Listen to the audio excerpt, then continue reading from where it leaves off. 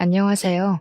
저는 인천 송도에 거주하는 베이커리 카페를 운영하는 35살 여자입니다. 우연히 좋은 기회로 카페가 소문이나 잘 된 탓에 서울과 김포에 각각 2호점, 3호점을 냈어요. 남편은 대기업 마케팅팀 5년차 사원으로 근무하고 있는데요. 올 연말까지만 근무하고 저와 같이 카페 사업을 하기 위해 퇴사 예정입니다. 원래는 저 혼자 운영을 했는데요. 규모가 커지고 육아를 병행하며 하려다 보니 혼자는 버거워서 시아버님과 남편이 도와주기로 했거든요. 오래간만에 비가 와서 그런지 손님도 별로 없고 한산하네요. 카페에 앉아 음악을 들으며 비 오는 거리를 바라보고 있는데 참 많은 생각이 납니다. 지금은 왕래하지 않지만 한때는 가족이었던 저희 시누이와 시어머니 이야기를 좀 해볼까 해요. 제가 들려드릴 이야기는 막장 드라마에서 나올 법한 그런 이야기인데요. 지금은 건강하게 잘 자라 어린이집을 다니고 있지만 시누와 시어머니로 인한 스트레스로 당시 뱃속에 있던 우리 지아가 잘못될 뻔했던 사건이 있었거든요. 그 이후로 시댁과 연을 끊고 지낸 거고요.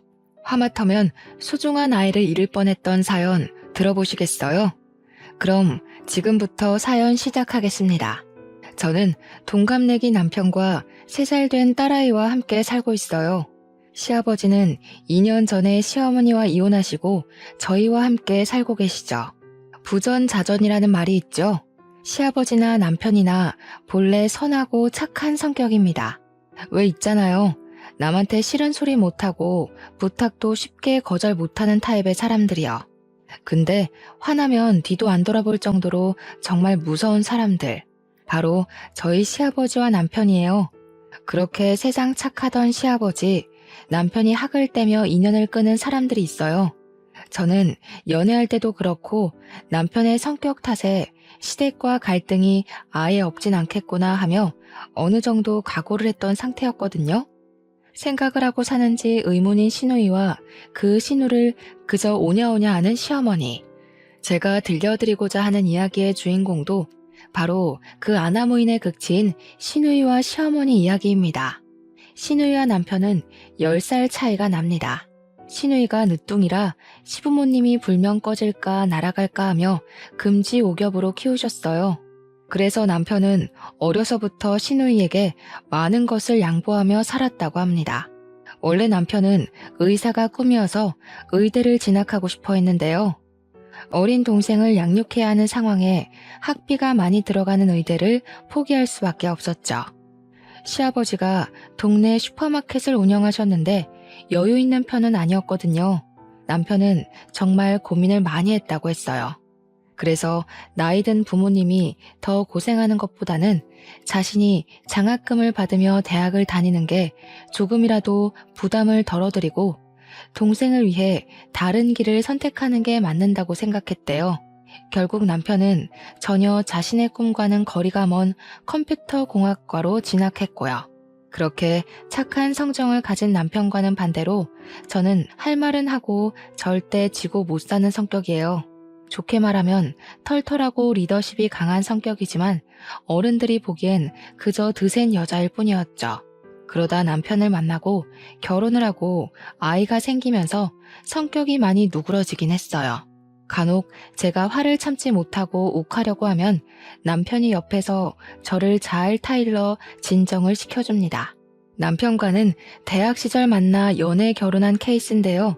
성격상 연애할 때부터 남편은 답답한 구석이 많았어요.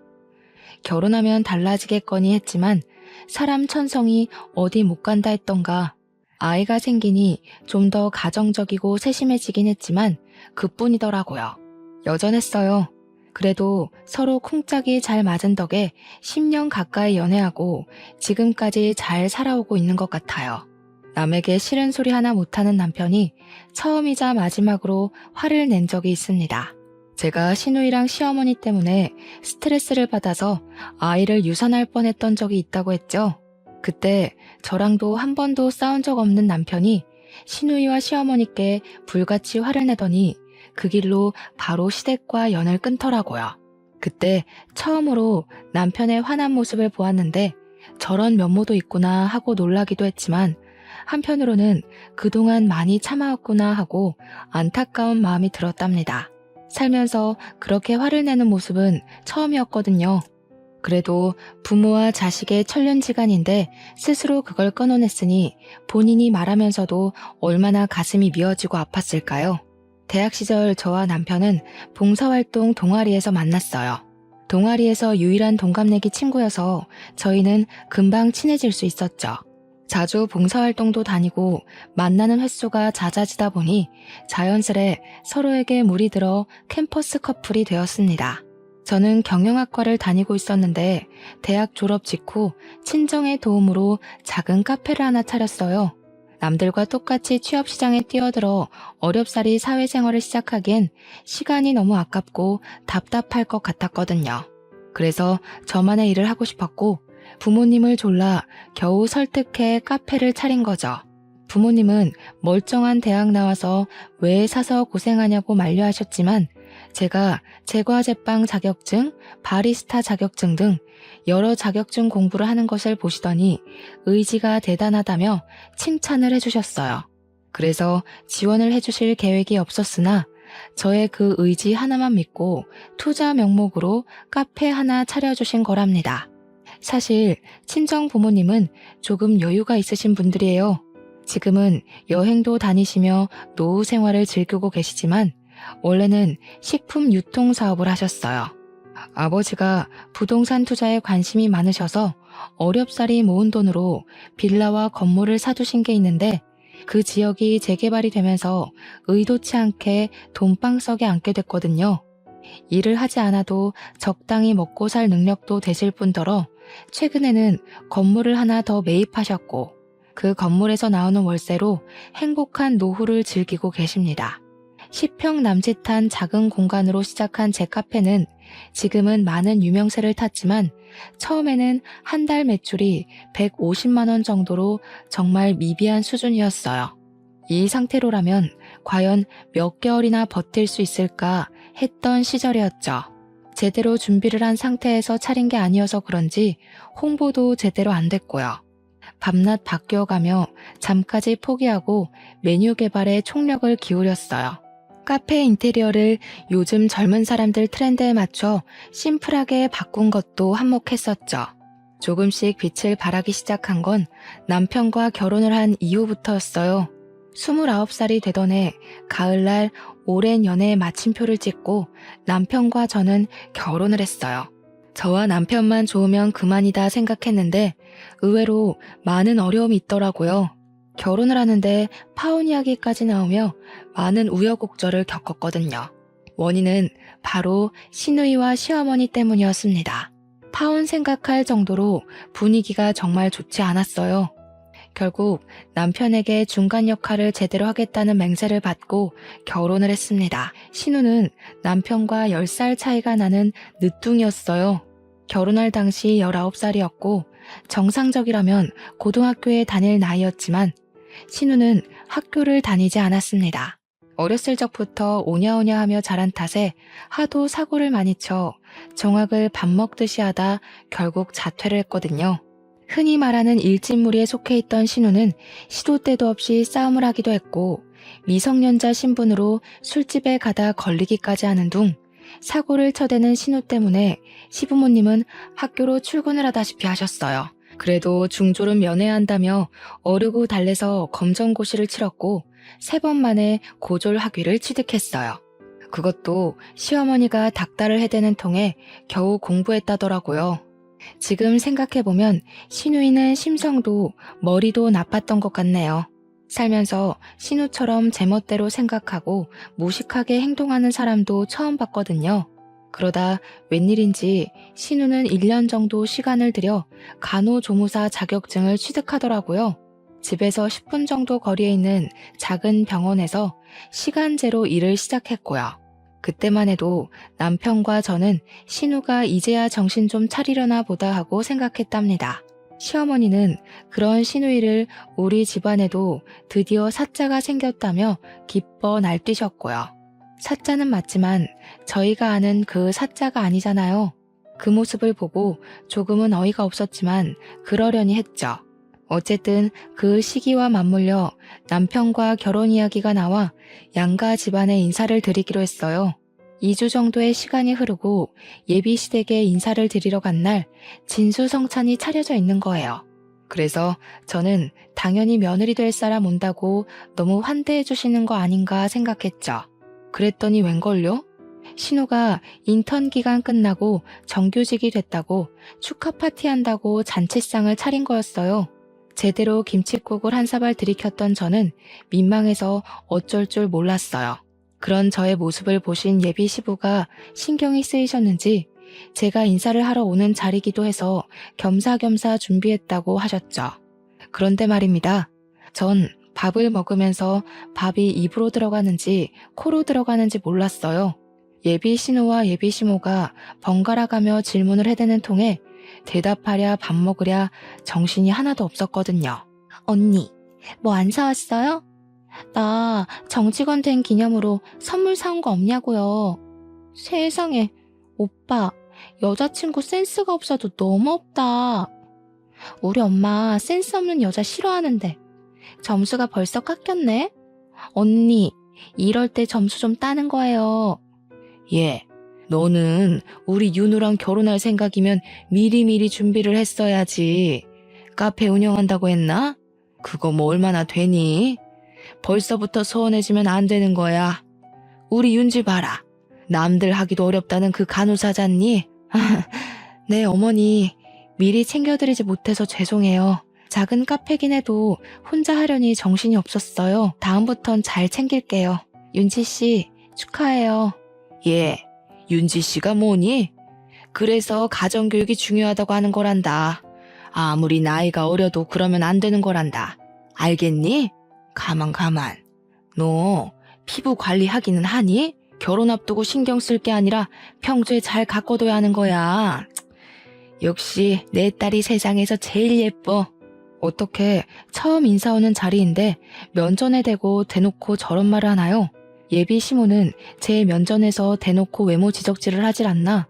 우리 간호사 선생님이라며 제 인사는 듣는 둥 마는 둥 하더니 예비 신우를 치켜 세워주기 바빴죠. 예비 신우는 말끝마다 선물하며 앞으로는 결혼하면 제때 챙겨주라며 조언이라고 하더군요. 남편은 어쩔 줄 몰라 하며 그저 난감해할 뿐이었고요. 그렇게 찝찝한 마음으로 인사를 드리고 늦은 저녁이 돼서야 나왔습니다. 자기, 아까 어머니가 하시는 소리 듣고 어떻게 가만히 있을 수 있어? 왜 아무 말도 않고 있었냐고. 내가 그런 소리 듣자고 인사 온 거야? 너무한 거 아니야? 난 상 차려준 거 보고 괜히 나 때문에 신경 쓰신 거 아닌가 걱정까지 했어. 근데 뭐? 선물? 피부 관리? 내가 진짜 어이가 없어서. 아무리 그래도 이건 경우가 아니지. 하은아, 미안해. 우리 엄마가 원래 동생이라면 사족을 못 쓰셔. 나이 차이가 많이 나다 보니 오냐오냐 하시는 게 좀 있으셔. 내가 나서주지 못해서 미안해. 다음부턴 그런 일 없게 할게. 한 번만 용서해주라, 응? 그래, 잘난 아들이 며느리 될 사람 데려온다니 눈에 안 차질 수도 있겠지. 그래도 어떻게 면전에 대고 그렇게 말씀하실 수 있는 거지? 사람을 얕봐도 유분수지. 앞으로 어머니가 나한테 한 번만 더 이러면 나 가만히 안 있을 거야. 알겠어? 알겠어, 미안해. 우리 엄마가 너한테 함부로 하는 일 절대 없게 할게. 그렇게 어렵사리 저희 집까지 인사를 마치고 상견례 날짜를 잡았어요. 아니나 다를까 상견례 날에도 예비 신우가 함께 자리했는데 정말 눈치가 없는 건지 본인이 마치 시어머니라도 되는 양 저희 부모님한테 이것저것 캐묻기 시작하더라고요. 누가 보면 경찰이 범죄자 취조하는 줄 알았다니까요. 정말 생각이라는 것을 하나 싶을 정도로 무례한 질문을 하기 시작하더군요. 이 자리가 어떤 자리인지 낄 때 안 낄 때 구분해야 하는데 무슨 생각인지 파악이 되질 않았습니다. 애초에 생각이란 걸 하지 않았을지도 모르죠. 우리 오빠는 대기업 다니면서 돈도 많이 버는데 언니는 코딱지만한 가게 하나 운영하면서 혼수나 예단을 제대로 할 수나 있겠어요? 매출이 잘 안 나온다고 들었는데 무슨 돈으로 결혼시킬 거예요? 아가씨, 저의 모아둔 돈도 조금 있고 형편에 맞춰 결혼할 거예요.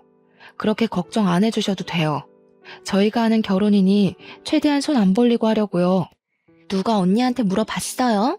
얘기하는데 끼어들지 말고 가만히 좀 있어봐요. 말이 나왔으니 하는 말인데 꾸민비나 예단은 얼마나 보내주실 건가요? 직업도 직업인 만큼 품위 유지비도 만만치 않을 것 같은데. 우리 윤지가 어려서부터 똑 부러지는 성격이라 짚고 넘어갈 건 짚고 넘어가야 해서요.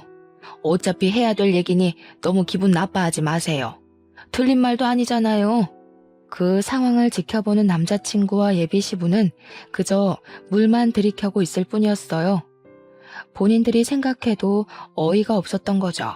좋은 날을 앞두고 마련된 중요한 자리인 만큼 친정 부모님은 무례한 예비 신우와 예비 시모의 모습을 보고도 애써 화를 참으셨어요. 제가 성격을 아빠 닮았는데 아빠가 욱하려고 하시더니 주먹을 꽉 쥐고 참으시는 걸 봤거든요. 사돈 처녀가 오빠가 장가를 간다니 많이 서운한 모양이네요. 사부인 원하시는 것이 있으면 하은이 통해서 보내주세요. 그리고 신혼집은 정서방 회사 근처에 있는 곳으로 집을 한 채 선물로 주려 합니다. 집을 선물로 준다고요? 우와, 새언니네 아빠 정말 최고다. 어떻게 한두 푼도 아니고 집을 선물로 주시지? 엄마, 나도 저렇게 해줄 거지? 새로운 인생을 시작하는 만큼 집 하나쯤은 선물로 주고 싶네요. 정서방도 그렇고 하은이도 그렇고 빚으로 시작할 수는 없지 않습니까? 그리고 필요하신 예단이 있으면 하은이 통해서 보내주시죠. 잘 챙겨드리겠습니다. 사도는 이야기가 잘 통하는 것 같아서 다행이네요. 그럴수록 혼수나 예단은 넉넉히 해오셔야 되는 거 아시죠? 어디 하나 빠지지 않은 우리 아들 데려가려면 그 정도는 각오하셔야 하는 겁니다. 아시겠어요? 솔직히 저는 인내심이 한계에 이르러 그 자리를 박차고 나오고 싶었어요. 저와 제 부모님이 그런 소리를 들을 이유는 없잖아요. 제가 작은 카페를 한다고 돈이 되냐며 무시를 하지 않나? 첫 만남 때도 그래요. 제 외모 지적질에 신우 선물 안 사왔냐며 훈수를 두는 것 하며 뭐 하나 마음에 드는 게 없었어요. 결국 상견례가 끝나고 남자친구와 크게 다투게 되었죠. 자기야, 진짜 너무한 거 아니야? 저번 인사 때도 그렇고 오늘이 어떤 날인데 아가씨가 나서? 왜 아무 말도 안 하고 꿀먹은 벙어리처럼 행동하는 거야? 내가 이런 수모 겪으면서까지 너랑 결혼해야 돼? 하은아, 좋은 게 좋은 거라고 그러려니 하고 넘어가면 안 될까? 솔직히 나도 어떻게 해야 할지 모르겠어. 어디서부터 손을 써야 하는지 감이 안 잡혀. 나도 너무 답답하단 말이야. 다른 사람도 아니고 나 네 와이프 될 사람이야. 그리고 아가씨가 낄 자리야? 얌전히 앉아서 밥만 먹어도 모자란데 거기서 자기가 왜 나서는데? 내가 우리 부모님 봐서 참은 거야. 알아? 내가 할 말이 없다. 정말 미안해, 하은아. 이번 한 번만 이해해줘. 내가 이렇게 미안하다고 하잖아. 우리 결혼하면 내가 정말 잘할게. 상견례가 끝나고 난 뒤에도 예비 시모 신우는 예단에는 이런 게 포함되어야 한다며 틈만 나면 전화해 잔소리를 해댔습니다. 언니가 잘 모르는 것 같아 이야기해주는 거예요. 우리 집에 놓을 안마기, 세탁기, 건조기, 그리고 우리 엄마랑 내 명품백 하나씩. 우리 아빠는 골프 좀 쳐야 하니까 골프채도 있어야겠고 내가 정리해서 톡으로 보낼 테니까 한번 봐요. 시댁이 뭔 갑부도 아니면서 굳이 바꾸지 않아도 될 시댁 살림살이까지 저한테 요구하더라고요. 총 8천만 원이 넘는 혼수 리스트였죠. 며칠 뒤 예비 시모에게 연락이 왔습니다. 예, 그동안 김장을 늘 나 혼자 했었잖니? 이제는 네가 했으니 다행이구나. 이번 주 주말에 김장할 거니까 와서 도우렴.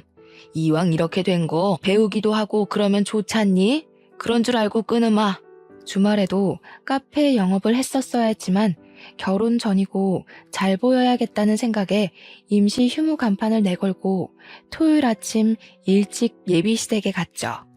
시장에 가서 김장거리를 잔뜩 사와서는 하루 종일 절이고 버무리고 무려 300포기라는 바람에 늦은 밤이 되어서야 김장을 겨우 마무리했고 밥도 못 먹고 일한 탓에 신경이 매우 예민해져 있었어요.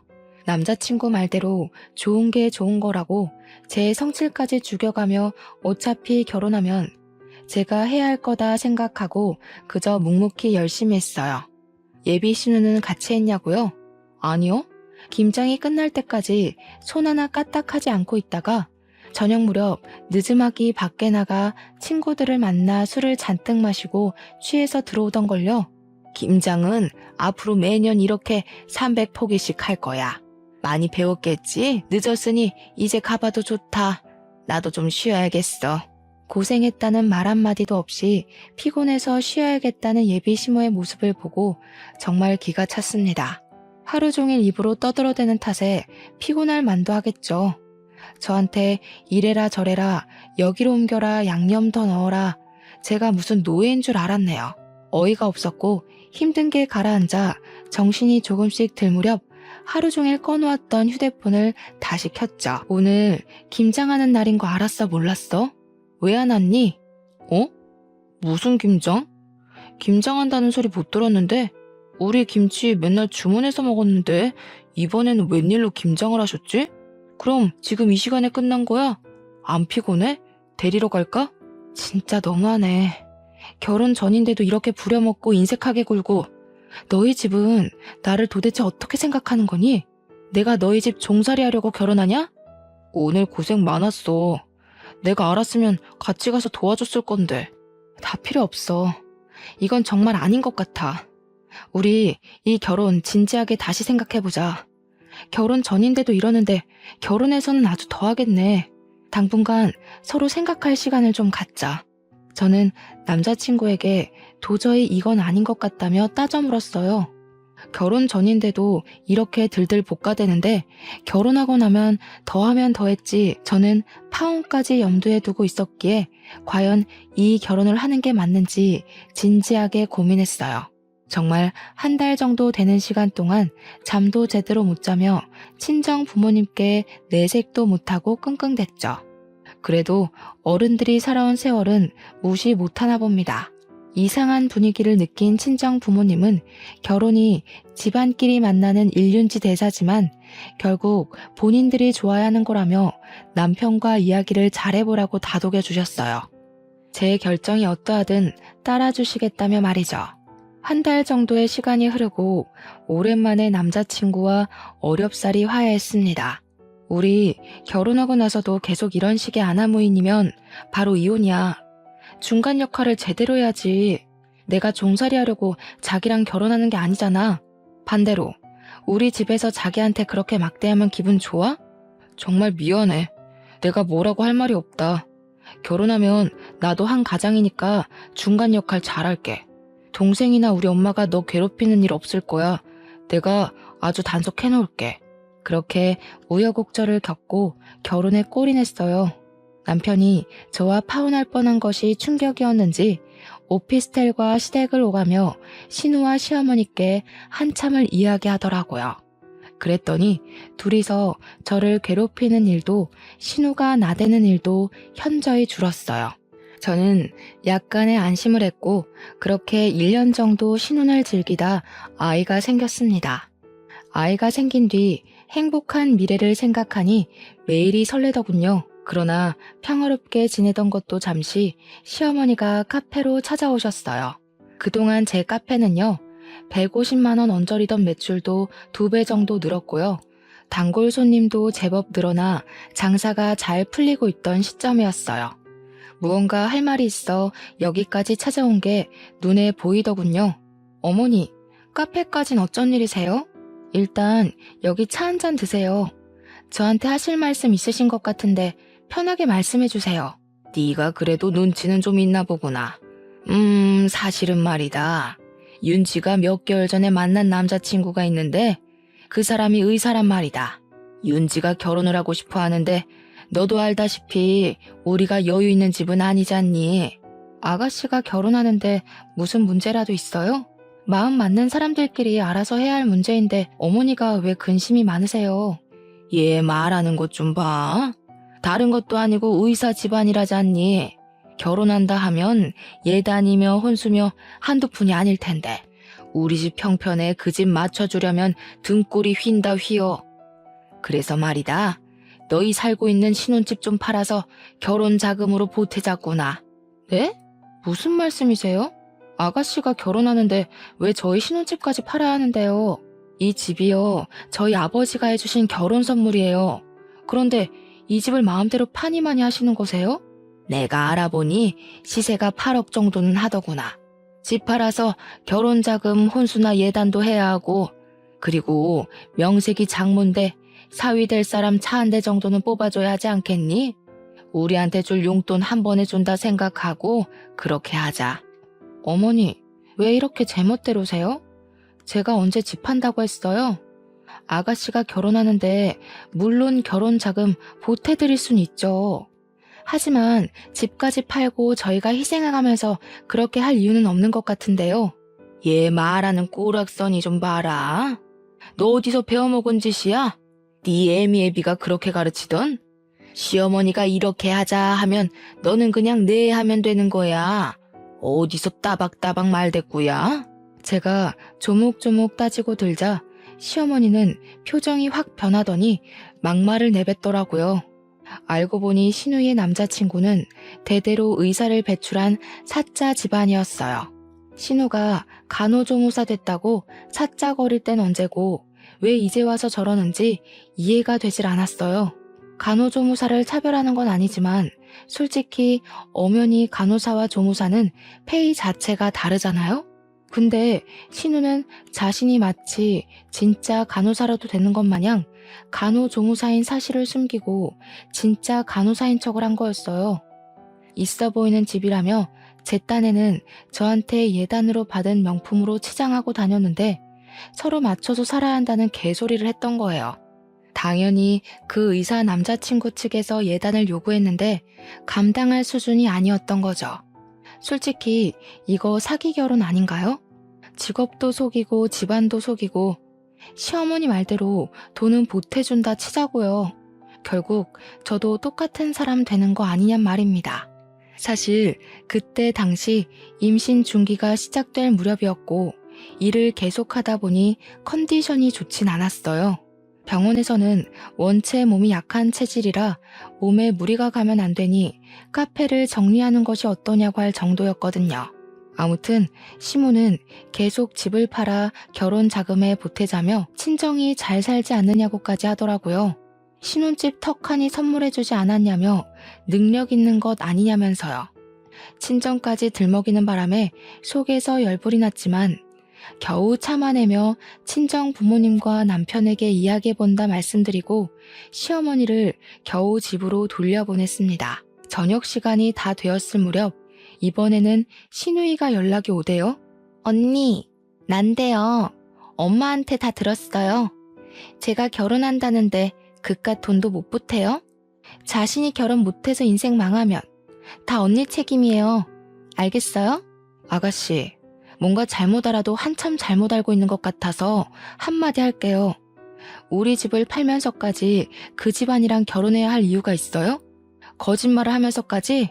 당당하게 아가씨를 있는 그대로 오픈해야지. 뭐가 두려워서 거짓말 하는데요. 내가 거짓말을 하던 안 하던 그건 내가 알아서 할 일이고. 아무튼 집 팔아서 내 결혼자금 좀 보태줘요. 하나밖에 없는 남편 동생이 시집 간다는데 있는 집에서 그 정도는 해줘야지. 안 그래요? 그런 줄 알고 있을게요. 내가 말했죠. 왜 우리 집을 팔아야 하느냐고요.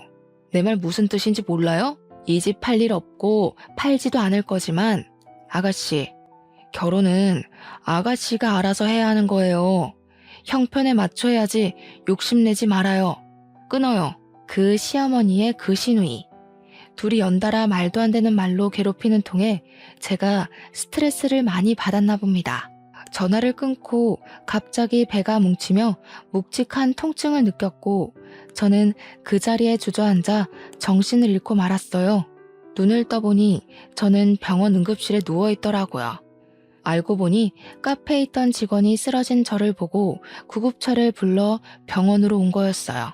병원에서는 제 휴대폰으로 남편에게 연락을 한 뒤였고 연락을 받고 달려온 시어머니는 옆에서 똥 씹은 표정으로 절 노려보고 있었어요. 남편은 일하던 도중에 저에게 달려왔고 시어머니에게 저한테 가보라고 부탁을 했던 것 같더라고요. 시어머니 표정은 내가 왜 여기에 있어야 되냐, 귀찮아 죽겠네, 딱 이런 느낌이었습니다. 저는 스트레스 및 과로로 인한 쇼크가 일시적으로 온 거였고, 하마터면 아기가 위험할 뻔했다는 의사의 말에 남편은 얼굴이 굳더라고요. 무슨 일이냐 물으니 시어머니는 당연히 아무 말도 안 하고 계시고, 우물쭈물하던 카페 직원이 자신이 본 것을 그대로 이야기해 주더라고요. 사실 저분이 카페로 찾아오셔서는 사장님이랑 말씀을 나누시는데 돈 이야기를 하시는 것 같더라고요. 가시고 나서 얼마 안 있다 전화를 받으셨는데 통화가 끝나고 한숨을 깊게 내쉬시더니 그대로 쓰러지시더라고요. 무슨 말씀을 나누신 건지 모르겠지만 제가 본 건 그게 다예요. 자기야, 신경 쓰지 마. 별일 아니야. 별일이 아니긴 뭐가 아니야. 아이를 잃을 뻔했다잖아. 엄마, 이 사람한테 무슨 이야기 한 거예요? 전화는 또 뭐고? 사실대로 말해요. 예, 너 지금 엄마한테 그게 무슨 말버릇이야? 나 때문에 쓰러지기라도 했다는 거냐?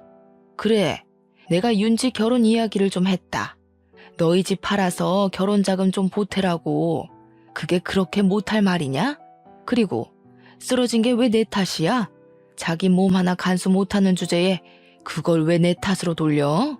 남편은 제발 조용히 좀 하라며 소리치는 시어머니를 병원 밖으로 내쫓았어요.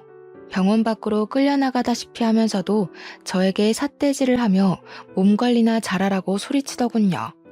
큰 사달이 날 것 같아 카페 직원에게 더 이상 말하지 말아달라는 제스처를 취했으나 그 직원이 결국 남편에게 있는 그대로 사실을 말해버렸어요.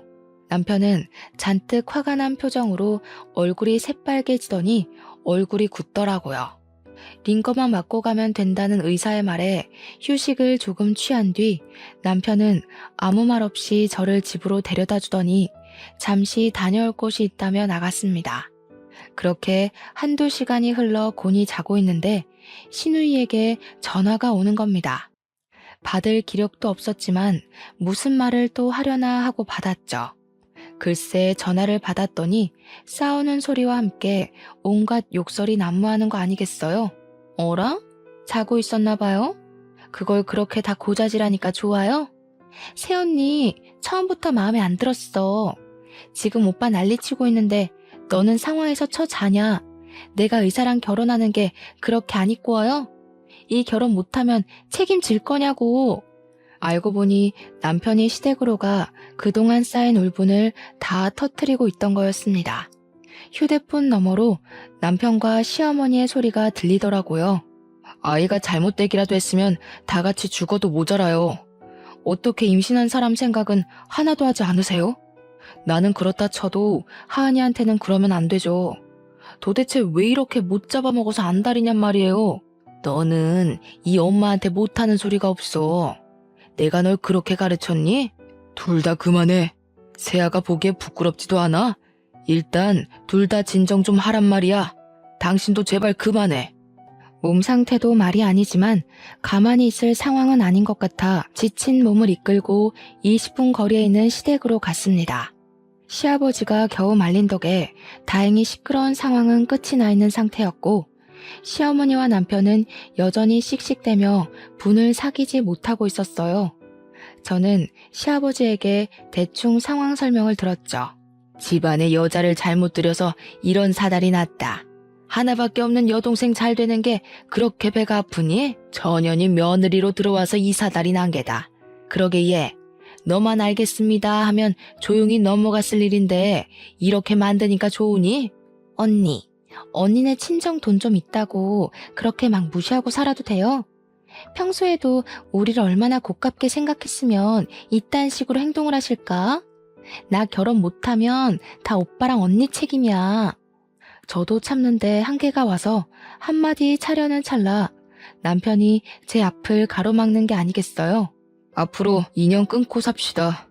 더 이상 아들과 엄마, 오빠 동생 사이도 아니에요. 나중에 죽어서야 연락하시고 앞으로 다시는 연락하지 마세요. 아니, 죽어서도 연락하지 마요. 지금까지 늘 어머니가 하라는 대로 하며 살았어요. 그리고 윤지한테도 할 만큼 했다고 생각합니다. 뭐? 인연을 끊어? 부모와 자식이 천륜으로 이어져 있는데 네가 감히 끊는다고? 언제까지 거짓말하면서 그 잘난 의사 사이 얻으려고 노력하실 거예요? 하은이랑 저는 가족도 뭣도 아니에요. 이 사람 아이 잃을 뻔했어요. 그러고도 대우받길 원하세요? 저희한테 해주신 게 도대체 뭐예요? 앞으로 연락하지 마시고 윤지가 결혼하든 말든 내 상관할 바 아닙니다. 그렇게 남편은 한바탕 쏟아낸 뒤 무표정으로 제 손을 잡고 집을 나왔어요. 집으로 돌아와 제 앞에서 애써 아무렇지 않은 척하며 앞으로는 우리만 생각하자고 자기 엄마 때문에 고생시켜 미안하다며 사과를 하더라고요. 그렇게 시댁과 연을 끊게 됐고 종종 시아버지가 몸은 괜찮냐며 연락을 주실 뿐이었어요. 그 뒤로 시누이는 어떻게 됐냐고요? 결국 시누이는 남자친구에게 직업을 속인 것이 들통이 났고 파혼을 당했어요. 제가 실려갔던 응급실이 시누이 남자친구의 병원이었고 응급실에서 저와 남편, 시어머니가 나눈 대화를 우연히 그 사람이 들었대요. 시어머니와 시누이는 저에게 연락을 시도해왔지만 남편이 휴대폰 번호도 바꾸고 연락을 차단시켜 버리더라고요. 저도 컨디션이 어느 정도 회복이 되어 카페에 다시 출근을 시작했죠. 잠잠하나 싶더니 아니나 다를까 카페에까지 찾아오더라고요. 당연히 연락이 안 되니 그럴 수밖에요. 직원들이 제지를 하며 카페 안에 들어오지 못하게 하기도 하고 제가 경찰을 불러 쫓아내기도 하며 크고 작은 소란을 피워댔어요. 그러다 보다 못한 직원이 경찰에 신고도 하고 남편이 시어머니한테 한 번만 더 찾아오면 영업방해죄로 고소할 거라며 엄포를 놓은 탓인지 다행히 그 뒤로는 잠잠해지더라고요. 그렇게 한바탕 소란이 마무리되고 조금은 평화로운 시간이 찾아왔답니다. 우연히 인터넷으로 제 카페가 동네 맛집으로 소개되면서 방송에 나오게 됐는데 점점 유명세를 치르기 시작하더라고요. 덕분에 잡지사 인터뷰도 해보고 방송 출연으로 인해 지역 맛집으로 선정되기까지 했습니다. 실제로 방송 출연을 하다 보니 입소문이나 자연스럽게 승승장구하게 되더군요. 500만 원 정도 수준에서 월 2천, 많게는 2,500만 원으로 매출도 급상승하더라고요. 혼자 카페를 운영하기 어려운 수준이 되자 남편은 회사를 연말까지만 다니기로 했어요. 퇴사 후 저와 같이 카페 사업을 하기로 했거든요. 서울에 2호점, 김포에 3호점을 낼 정도로 번창하게 되었답니다. 그렇게 돈을 차곡차곡 모았어요. 신혼집을 정리하고 모은 돈을 보태서 지금 살고 있는 송도의 아파트로 이사를 왔고요. 아이가 태어나고 직원들에게 업무를 일임하며 잠시 쉬고 있는데요. 정말 그야말로 행복한 나날을 보내고 있었습니다. 그들이 또 나타나기 전까지는 말이죠. 서울에 2호점을 낸 지 얼마 되지 않아 저희도 배달 서비스를 시작하게 되었어요. 요즘에는 인터넷으로 주문과 결제를 할 수 있는 편리한 세상이 온 거죠. 정신없는 와중에 저희 카페를 홍보해주는 업체로부터 이상한 연락을 받았어요. 며칠 전부터 카페에 대한 안 좋은 글이 퍼지고 있다는 겁니다. 저희가 홍보하면서 손님들과 소통하는 메신저가 있는데 거기에 계속 악플이 달리고 블로그에 저희 카페에서 이물질이 발견됐다며 비위생적이라는 내용이 담긴 글들이 수두룩한 거 아니겠어요? 댓글 중에는 아이를 욕보이는 댓글도 있어 이대로 두고 볼 수는 없었죠. 바로 경찰에 신고해서 악플러들을 모조리 고소할 생각이었습니다. 한 달 정도가 지났을까 경찰서에서 한 통의 전화가 걸려왔어요. 이여은 씨 되시죠? 안녕하세요. 여기는 서울경찰서 행정팀인데요. 혹시 김경자님, 정윤진님과 관계가 어떻게 되실까요? 명예훼손 및 인터넷 허위사실 유포 혐의로 입건되셔서 인적 사항을 조사해야 하는데 도통 말을 하지 않아서요. 네? 저희 시어머님과 시누인데요. 도대체 무슨 일이죠? 이하은 씨가 운영하는 블로그에 허위사실 유포하고 악플 달고 이 사람들이 그 사람들이더군요. 어떻게 할까요? 귀가 조치해드릴까요? 아니요. 저희가 우선 경찰서로 가겠습니다. 확인해야 할 사항도 있고요. 직접 뵙고 말씀드릴게요. 1시간 정도쯤 걸릴 것 같네요. 남편과 같이 갈게요. 아이를 친정에 잠시 맡기고 남편과 함께 경찰서로 왔는데 시어머니와 신우가 고개를 푹 숙인 채로 앉아있는 게 아니겠어요? 시아버지도 연락을 받고 급히 경찰서로 오신 거라 했습니다. 알고 보니 시어머니와 시누이가 인연을 끊고 살게 된 뒤로 복수를 하고 싶었답니다. 그래서 댓글 알바들을 통해 루머를 퍼뜨리고 악플을 달기까지, 아이를 욕하는 댓글도 있었는데 이 모든 게 시어머니와 시누이가 한 짓이라니 기가 막히더군요.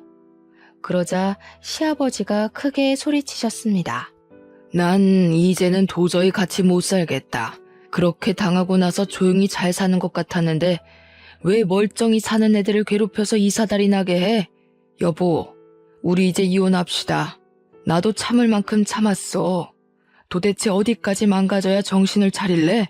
이혼이요? 이혼이 그렇게 쉬워? 그리고 전현 때문에 우리 집안이 이 꼬락서니가 났는데 왜 다들 나한테만 잘못했다는 거야? 내가 창피해서 세아가 볼 면목이 없다. 하도 창피해서 동네 다니는 것도 두려워. 이제는 그딴 거 신경 안 쓰련다. 너희들이 감옥에서 썩든 말든 알아서 잘 지내. 조만간 이혼 서류 보낼 테니 답변 주고. 아무리 그래도 그렇지. 아빠가 우리한테 이러면 안 되는 거야. 같이 산 정이 있지. 어떻게 아빠가 우릴 버려? 나 감옥 가기 싫어. 아빠, 나 여기서 나가게 해줘요. 응? 나도 봐줄 만큼 봐줬다. 지금까지 당신과 윤지 저지른 죗값은 달게 받아.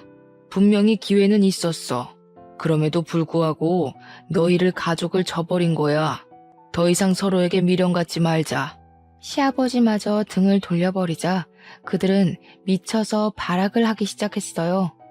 저러다 무슨 일 생기는 건 아닌지 걱정을 많이 하더라고요. 자기야, 내가 곰곰이 생각해봤는데 아버님 우리랑 같이 사시는 건 어때? 이렇게 된 거 혼자 계시게 하지 말고 우리가 모시고 사는 것도 좋을 것 같아. 카페 일도 바빠지면 아버님한테 도와달라고 하고 또 지아도 그렇고. 정말? 정말 그래도 돼? 우리 아버지랑 사는 거 안 불편하겠어? 그렇게 말해줘서 정말 고마워 하은아. 내가 앞으로 더 잘할게. 우리 가족이 계속 못난 모습만 보여줘서 미안해. 며칠 뒤 저희 집으로 시아버지가 이사 오셔서 함께 살게 되었죠. 저녁 식사를 하며 오래간만에 오순도순 이야기를 하는데 시아버지가 말씀해 주시길 그동안 신우는 간호사로 사칭하고 다닌 탓에 업계에서 소문이 나 취업이 쉽지 않았다고 해요. 편의점, 노래방, PC방 아르바이트를 전전하며 생활했고 시어머니는 이혼 후 식당에서 설거지 아르바이트를 시작하셨었다고 합니다. 그러던 와중에 시어머니와 시누이는 제 카페에 대한 비방글을 작성하고 댓글 알바들을 고용해서 허위 사실을 유포한 것 같다고요.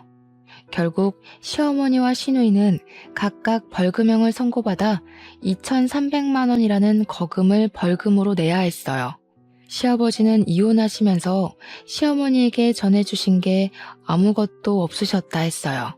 줄 이유도 없고 그런 사람들한테 자신의 재산을 많지는 않지만 단 한 푼도 들어가게 둘 수는 없다면서 모든 재산을 처분하셨어요. 그러고는 3억을 저에게 주시며 말씀하시더라고요. 내가 그동안 세아가 너한테 못할 짓을 한 것 같아 미안하구나.